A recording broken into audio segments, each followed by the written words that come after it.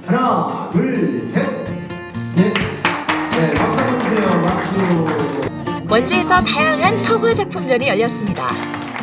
제2회 한중 서화교류전과 전통예술협회의 전시회가 열렸고요. 강영구 서예작가의 개인전도 열렸는데요. 여름의 끝자락, 원주에서 열린 다양한 작품전을 소개합니다. 원주시립 중앙도서관을 찾았습니다. 이곳에서 제2회 한중 서화교류전이 열려 중국 서화 작가들의 작품 50여 점이 전시되었는데요. 서화를 통한 이 한중 교류전이 이루어졌습니다. 굉장히 특별한 기회가 아닐까라는 생각이 드는데요. 어떤 계기로 이런 기회가 마련이 된 건가요?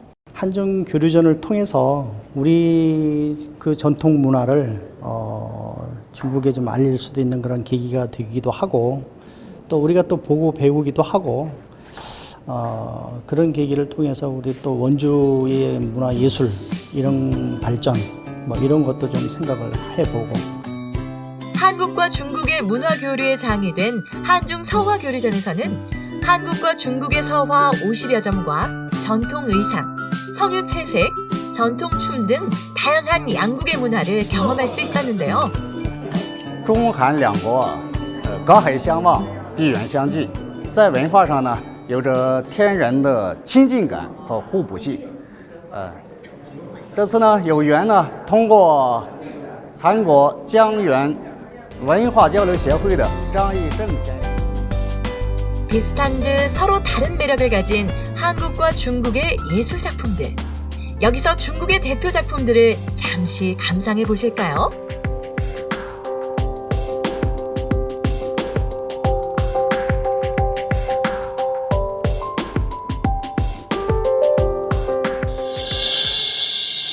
이번엔 중국의 전통 춤입니다.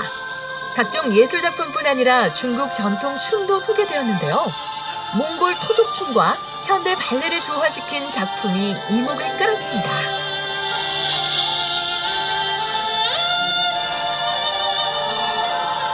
언제 봐도 참 곱다라는 표현이 절로 나오는 게 이 한복이 아닐까라는 생각이 드는데, 중국의 전통 의상과 비교했을 때 우리나라 한복만의 특징은 어떤 게 있을까요? 중국이나 일본은 원피스 개념이고 한국은 이렇게 치마하고 저고리 해서 투피스 개념이에요. 남자들은 특히 바지하고 저고리 그런 형태고요.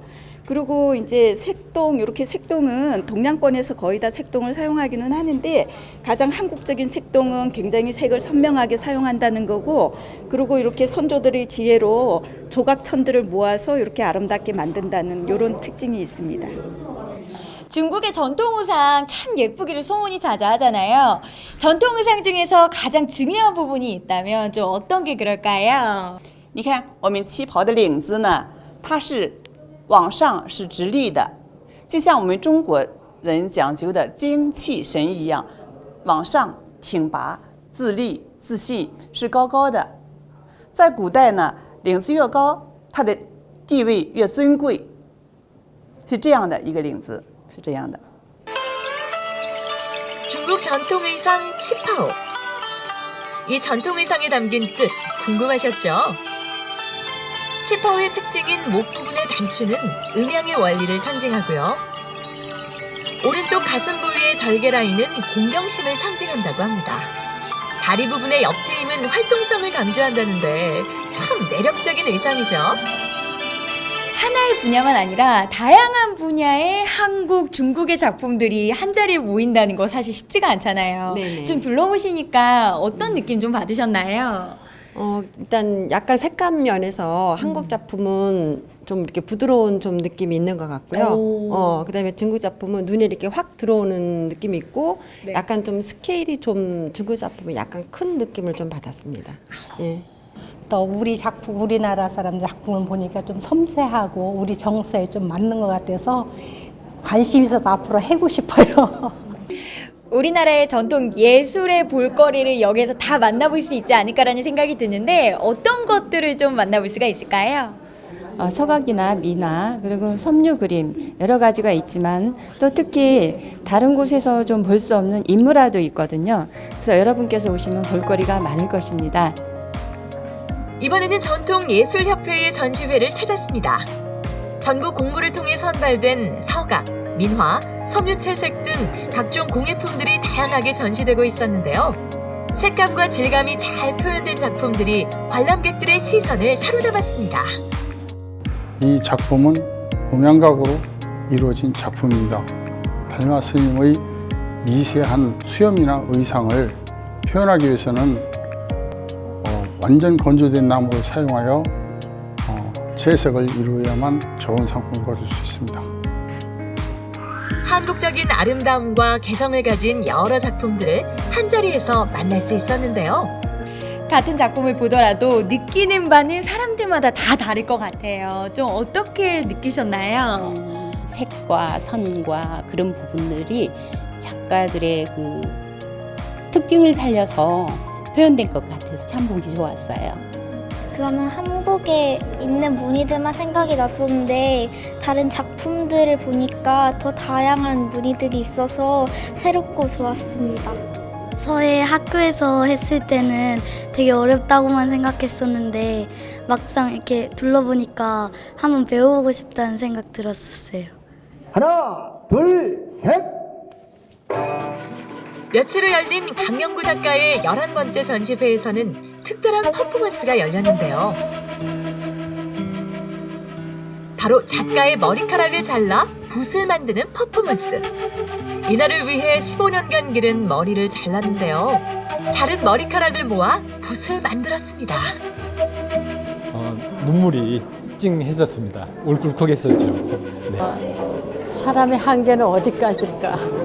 사람이 할 수 있는 예술이 끝이 어딘가? 자신의 머리카락을 모아 만든 붓으로 글씨를 쓰기 시작하는 강영구 작가. 한자 한자 마음을 담아 글씨를 써나가는데요.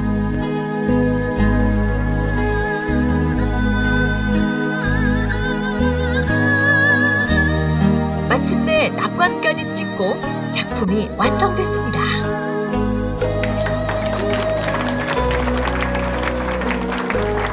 자, 자신의 인생은 본인이 마음짓기에 달려있다.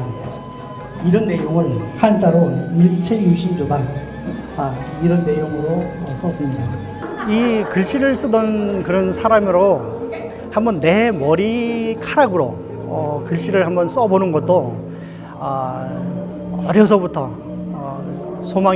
소망이었었고 또 그렇게 한번 해보고 싶어서 이번 기회에 또 환갑이 된 그런 나이에 한번 해보는 것도 괜찮다라고 생각이 들었습니다. 이번 전시회에서는 작가가 40년간 그려온 난초 그림이 전시되었는데요. 무려 100m에 달하는 작품이 눈길을 끌었습니다. 작품이 그 미지의 세계에서 서부터 시작을 해서 지금 사람이 살아가면서 이 겪는 어떤 그런 과정 이런 것을 의인화해서 난초 작품으로 구성을 했는데 맨 마지막에는 사람이 살다가 무로 돌아간다라는 이러한 그 포커스를 맞춰서 작품을 해보았습니다. 작가의 오랜 신념과 깨달음이 담긴 난초 그림에는 사람이 살아가면서 겪는 인생 여정이 담겨 있습니다. 난도 있지만 글씨를 쓰시면서 그 한 말씀이 저한테는 조금씩 와닿는 글귀들이 많은 것 같아요. 제가 봤던 것 중에서는 가장 길고 또 의미가 있는 스토리가 있는 그런 아주 뜻깊은 그 60년을 그 돌아보면서 또 마감하는 아주 뜻깊은 그 전시 또 역작이었다고 생각을 합니다. 서화를 통한 한중 문화교류전, 전통예술협회의 전시회, 강영구 작가의 전시회까지 올여름 원주에는 한중을 아우르는 예술의 향기가 가득했는데요. 앞으로도 각국의 다양한 예술을 만날 수 있는 특색 있는 전시회가 많이 열리길 기대해봅니다. 예술을 통한 한중 문화교류, 각국의 특색 있는 작품을 만나볼 수 있었던 시간이었던 것 같습니다. 앞으로 두 나라가 더욱더 가까워지고 좋은 작품들이 많이 탄생될 수 있기를 기대해보도록 하겠습니다.